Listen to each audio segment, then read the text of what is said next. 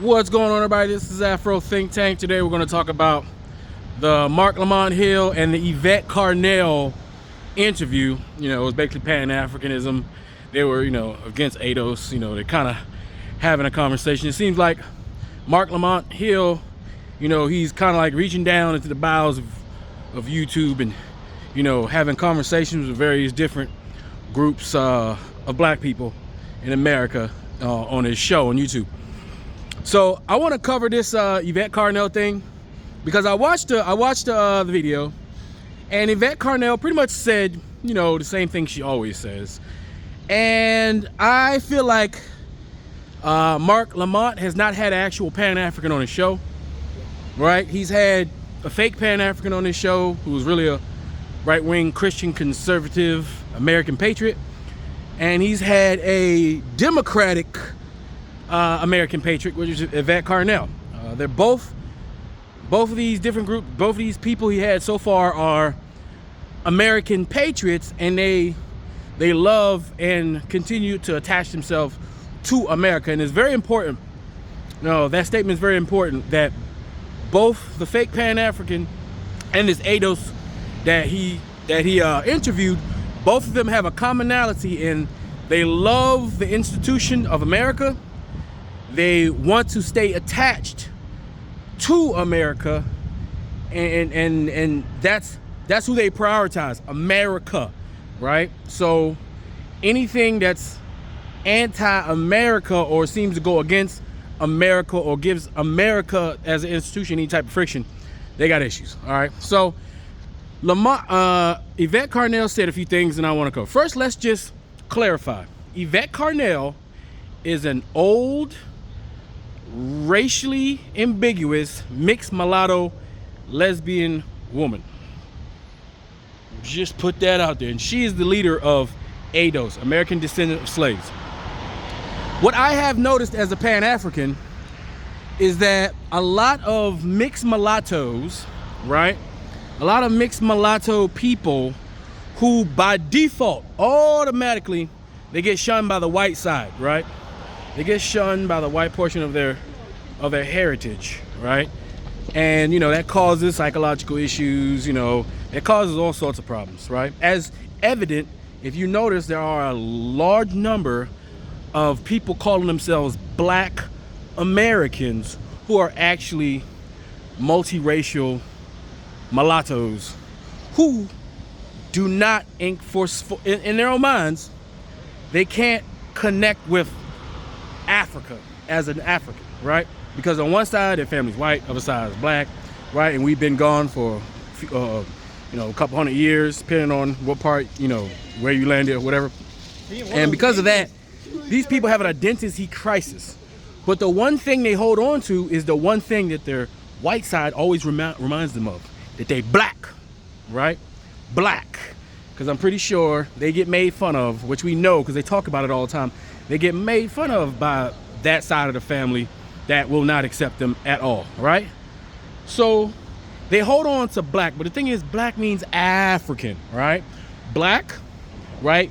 Just for educational purposes, so you understand, negro, nigga, all right? This term that we use, nigga, we ain't supposed to be using it, but you see, it's a Spanish word, negro, meaning black, all right? Negro means black, right?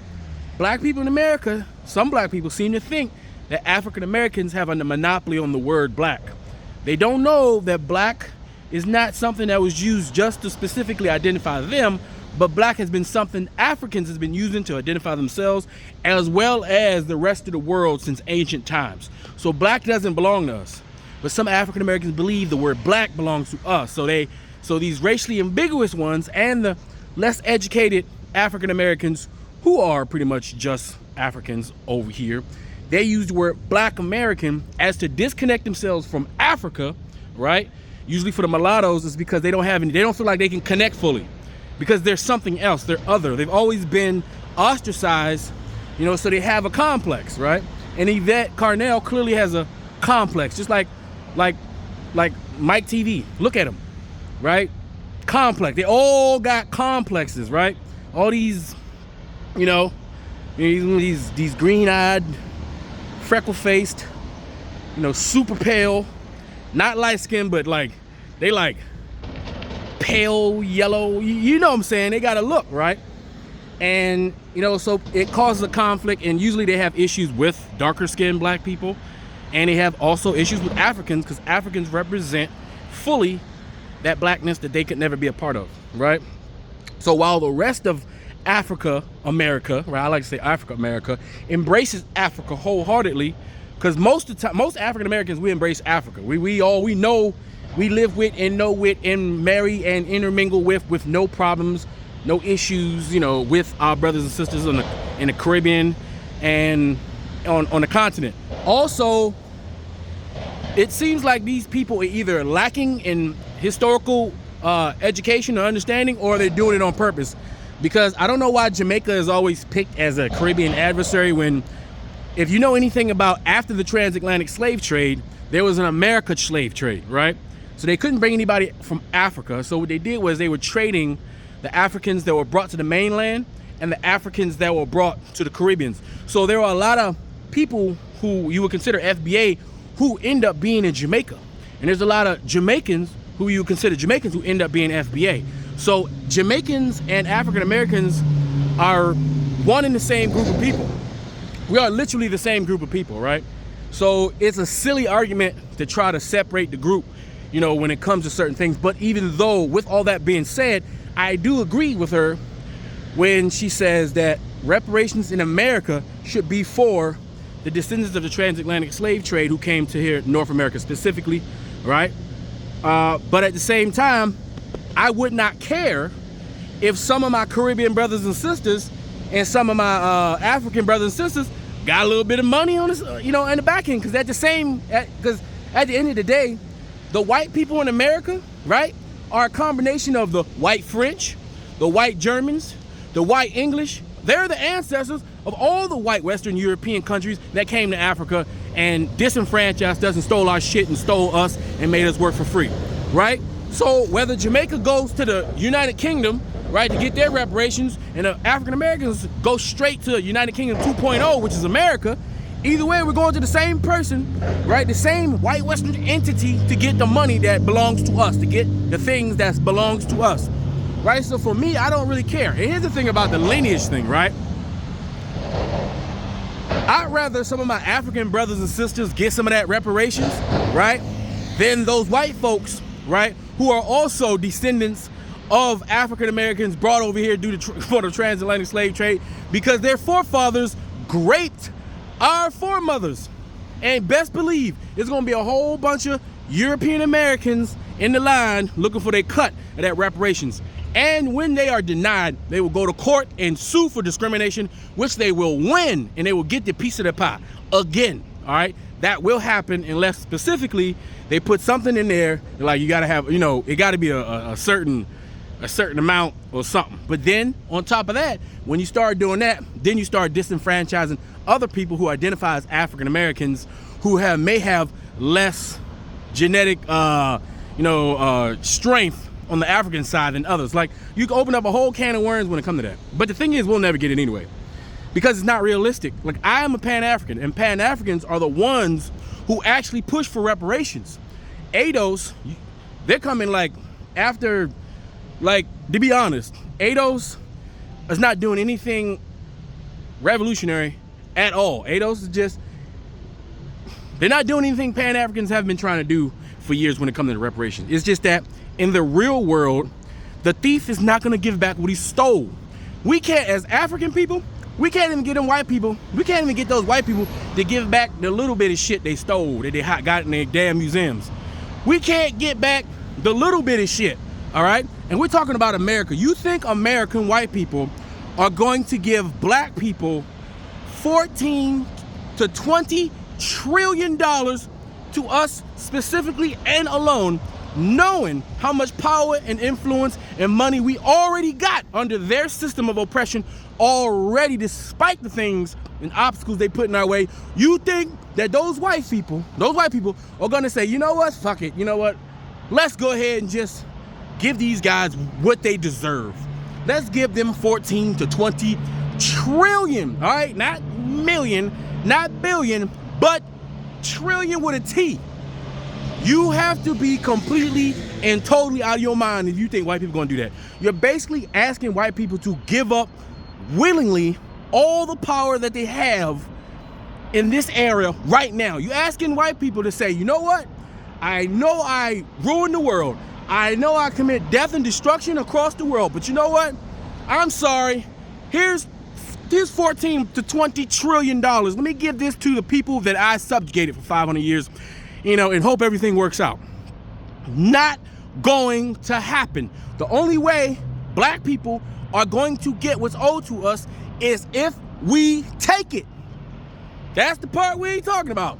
We need to take it. Now, is reparations owed? Yes. Are these white folks gonna give it to us? Hell no. Can we take it? Hell yeah. All we gotta do is take over every institution and apparatus that they own. We're kind of doing it now. We just need to do it faster and be more serious and intentional about it, right? Yvette Carnell, as good intentions as she has with the people she identifies with, but clearly she has a personal issue with African people. She has a personal issue like most mulattoes do. And she projects her personal issues into a movement which taints the movement. Because black people in America are only as strong, right, as black people around the world. We come together as one package. So no matter how individualistically tribalistic Yvette Carnell wants to be, because that's what she is, she's a tribalist. She's a unapologetic tribalist by every definition of the world. And she's pretty ignorant on international affairs, right? Because she makes the same old tropes about Africa, making unfair comparisons about tribes versus what we got going on here, not taking into consideration that African Americans are a combination of all those very same tribes that she's talking about. African Americans are what a unified Africa looks like, and somebody has to do it first. And just like a lot of disgruntled so-called pro-black people, they get disgruntled when they do something that they feel like is dynamic for the African community and they don't get that pat on the back that they want. So Yvette Carnell, just like a lot of these YouTube and social media and everybody making their little clubs and groups, they're all former Pan-Africans who didn't get that pat on the back that they were looking for, because a lot of them are weak-minded and they need validation for the things that they do, right? A strong Pan-African understands the mission and understands that, the warrior doesn't always get that pat on the back after the battle. Being a warrior is a thankless job. And you see, they're not mentally and psychologically prepared for all of that.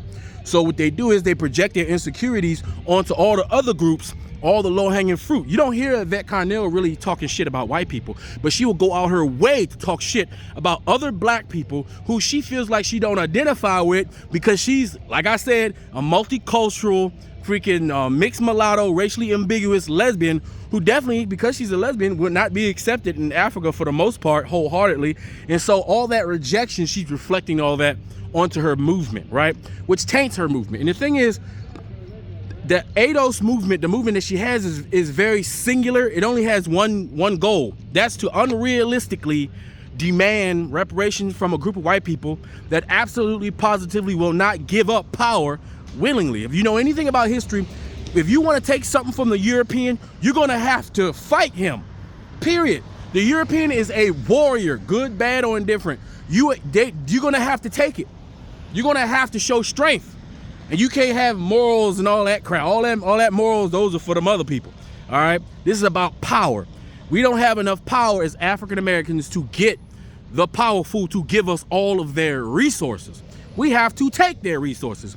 And the only way we can take their resources is through the Pan-African ideology. Now, she said she believes Pan-African is like a religion. Well, guess what? It should be a religion. Empowerment and unification of your people should be like a religion to black people. I don't see anything wrong with that statement, even though the statement she made was meant to be derogatory and defaming. But at the same time, there's nothing wrong with Pan-Africanism being so prominent that it's like a religion. She's ignorant. She's so ignorant that she don't realize that the Pan-Africanism is doing exactly what she said, which is trying to fix their own houses in every African house that exists on this planet, and that we unify. A Pan-African is multicultural, culturally dynamic, and can think on a global scale. I'm not gonna say all ADOS, because she doesn't represent all ADOS, even the people who could subscribe to her title. But people like her are simple-minded single cell organisms when it comes to the way she thinks. You know, so basically her movement, the way she talks about it is a waste of time. She doesn't have enough charisma to even galvanize enough people of importance of note to get them to push for her agenda, because she's so hateful, purposely hateful against other black people, which is very obvious. Therefore, the greater black world cannot support her because she's so extra hateful towards other groups while trying to pretend like she's not tactfully, but she's not good enough to do that, because she wears her emotions on her sleeve. She wears her emotions, her agendas, and her thought on her sleeve, and it's clear as day, because she is a woman, right? And women, they're very emotional, you know, and she is a very emotional woman who's very derogatory in the way she speaks, especially when it comes to other black people. Her xenophobia and her tribalism is not going to help African people get reparations, because if Africa and African countries where African people come from are not respected on the global stage, one little tribe of Africans that's in America is not going to get any respect all on its own, right? But because she's basically Windows 95, her brain doesn't process that information. You know, she still has a house phone. She still has a beeper and pager. You understand? She still looks for freaking payphones and she throws quarter in it. That's her. All right. She has not evolved. And if you don't evolve in this world, you will become stagnant like her and her movement. You understand? So Pan-Africanism, which is, if you just look at how everybody's talking about Pan-Africanism. People can't stop talking about Pan-African. People can't stop making videos about Pan-Africanism. Everybody who's not a Pan-African wants to say Pan-Africanism's dead, is Pan-Africanism this? All of a sudden the word Pan-Africanism is in the air, is in the ether. You can't not talk about it. It's because Pan-Africanism is on the move. And because of that, all these other competing groups with their own competing ideologies, they feel threatened by that thing. That's why they attack it. But if you notice, most real Pan-Africans don't threaten any other movement, because we know Pan-Africanism is actually an action. It's an ideology, sure, but it's truly an action. Any black person that does anything for another black person, no matter their ethnic, their linguistic, their nationality, or any economic or social status, that's a Pan-African action, right? And so you can't kill that which is an action and an ideology. You can't kill that, right? No matter how many clubs and groups you create for your own single issues that's most important to you. So, yeah, Lamont Hill, he kind of pandered to her a little bit because he's a libertarian, so he's probably not very pro. His body of work says he takes Pan-African action. You know, he does Pan-African things, right? But he may not call himself specifically a Pan-African. But it doesn't matter, because Pan-African doesn't need people to call themselves Pan-African for Pan-Africanism to work. All right, like I said, Pan-Africanism is the action itself and the ideology of helping your brothers and sisters. So the conversation that they had was it was biased, you know, but Pan-Africanism is bigger than these conversations. The fact that they have to keep putting it in the title themselves, the fact that it's being talked about should be a testament to how powerful and significant Pan-Africanism is, because people just can't keep Pan-Africanism out their mouth. But anyway, you guys tell me what you guys think about this in the comment section. Afro Think Tank, learn something, teach something. I'm out.